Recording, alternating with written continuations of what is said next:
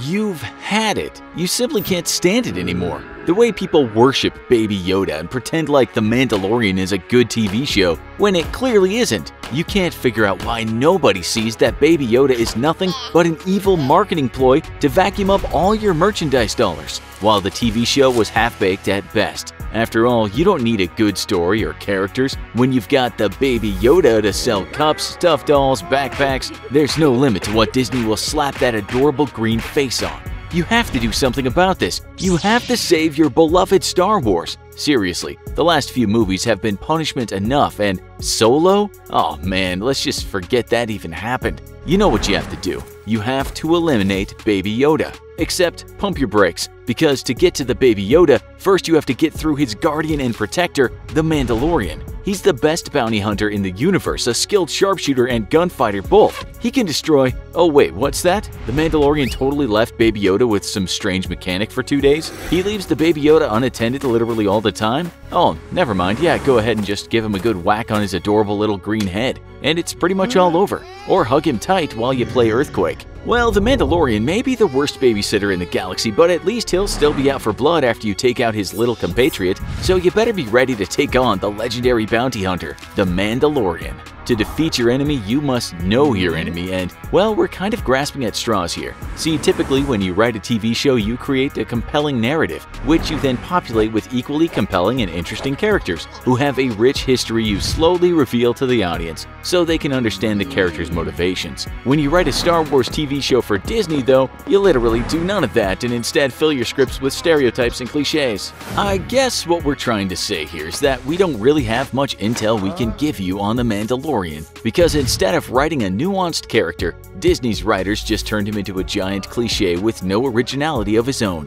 What we do have, though, are a limited series of flashbacks, which can inform us to his origins. At some point in time, Mando, super creative name by the way, was adopted into a tribe of Mandalorians after his parents were killed in a raid of some sort. Actually, he may have always been a Mandalorian, we honestly don't know, because as of this writing, the show is halfway through a full season and still hasn't told us diddly squat about Mando or his past. Like, nothing. There's womp rats out there with more backstory. Well, what we do know is that Mando grew up as a Mandalorian, which are a fearsome warrior race which once rocked the galaxy in a war of conquest. They then discovered the Jedi, who became their only worthy enemy, and developed specialized tools and weapons that mimic the Jedi powers in order to combat their new arch-enemies. One of these tools was a wrist-mounted repulsor which mimicked the Jedi's ability to use the Force to knock enemies away. Other tools were specialized to neutralize Jedi powers, such as grounding oneself from the worst effects of Force lightning. The greatest tool in a Mandalorian's arsenal, though, was his or hers legendary Beskar armor,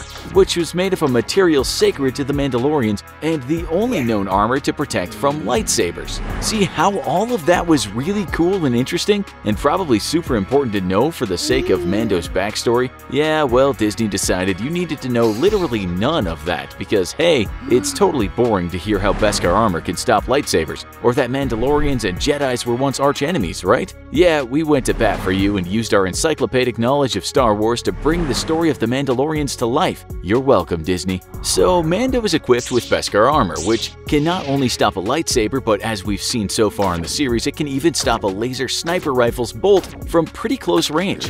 That's an impressive feat, which means that going up against Mando, you probably want to avoid hitting him in the Beskar. You know, the opposite of what every other villainous character in the TV show does when they constantly punch him in the face, a face protected by, you guessed it, a Beskar helmet. So we guess our first tip for you in this matchup is, hey, maybe don't punch a dude wearing a helmet in the face, and definitely not when it's made out of a material that stops lightsabers in their tracks. Mando's primary weapon is a long-range blaster rifle that is cartridge-fed, which is kinda weird for the futuristic Star Wars universe, but is pretty terrifyingly powerful.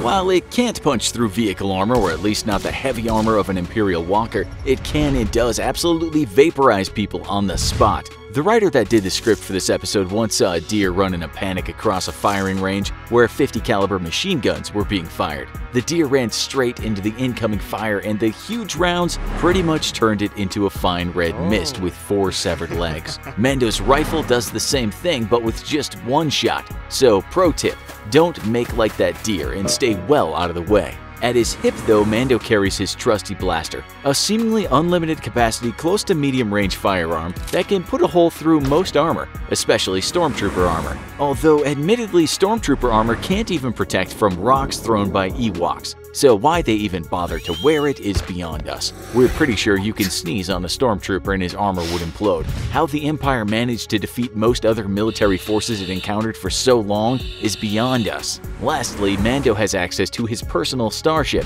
which is equipped with dual laser cannons and can lay down some serious hurt. As we saw in this series, a single blast from those cannons is enough to destroy another fighter craft, so clearly they're packing a huge punch. Here's the good news though, Mando will literally forget that he has access to this spacecraft when he needs it the most, so you'll never have to worry about facing it. Don't believe us? Remember when he was forced to help defend a helpless village against evil raiders? Cliché! Well, once he found out they were packing a full-blown Imperial Walker, he decided that instead of attacking from the air and blasting it to pieces with laser cannons, he would just try to get the step into a really big pit. Oh, and then those peasant villagers would fight off the evil raiders with sticks, even though, you know, he has a freaking starship armed with laser cannons. That's really Mando's biggest weakness, a complete and total lack of foresight or tactical intelligence. Sure, he's a regular hotshot that can probably bullseye a Womp Rat from his T-16 back home on Tatooine, but when it comes to using his smarts, oh boy, that's not necessarily Mando's strong suit. Still don't believe us? Fine, we'll prove it to you. What did Mando do the moment he landed on a strange planet and he needed some cash? That's right, he left literally the galaxy's most valuable bounty alone on the ship to be discovered by some strange mechanic he'd never met before. I mean, who was taking care of that Baby Yoda on that ship?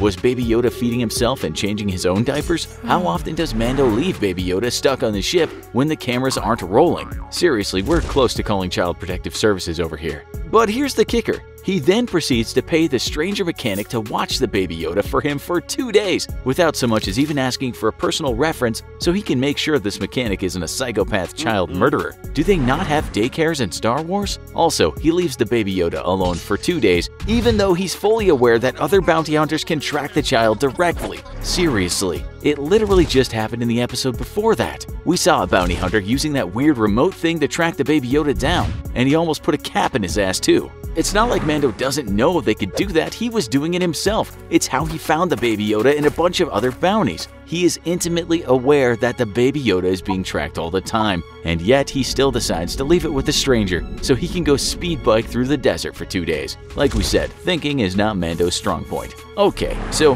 how do you defeat an idiot in lightsaber-proof armor that happens to be a pretty good shot? Well, pretty easily, really. Honestly, there's just like a million ways to do this. Just draw a big X on the ground and drop a piano on his head, or paint a fake tunnel on a cliff wall and watch him run into it Wile E. Coyote style. Seriously, this guy's a few star systems short of a galaxy, if you know what we mean.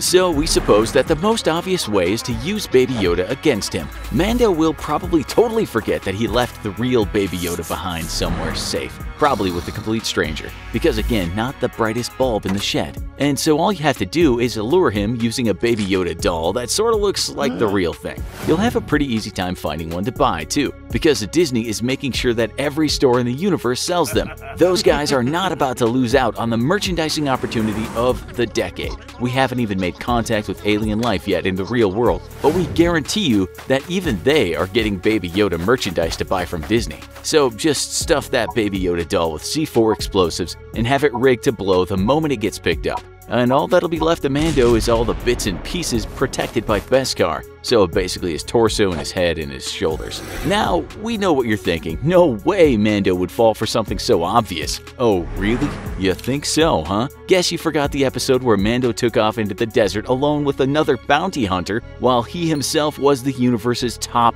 bounty. And who did he go to help this bounty hunter bring in? One of the deadliest special forces operatives in the entire galaxy, whom, you know, it never even once crossed his mind could be in cahoots with the bounty hunter to bring in his head for the reward. So yeah, like we said, Mando, not exactly a tactical genius. Or maybe Disney's writers just phoned in this entire TV show because they know most Star Wars fans are too rabid to care about another terrible addition to the Star Wars universe. And that's why you should stick to the books. Since we know you've loved this video, why don't you go ahead and warp speed to this next video here? Or maybe you'd rather check out this other one instead.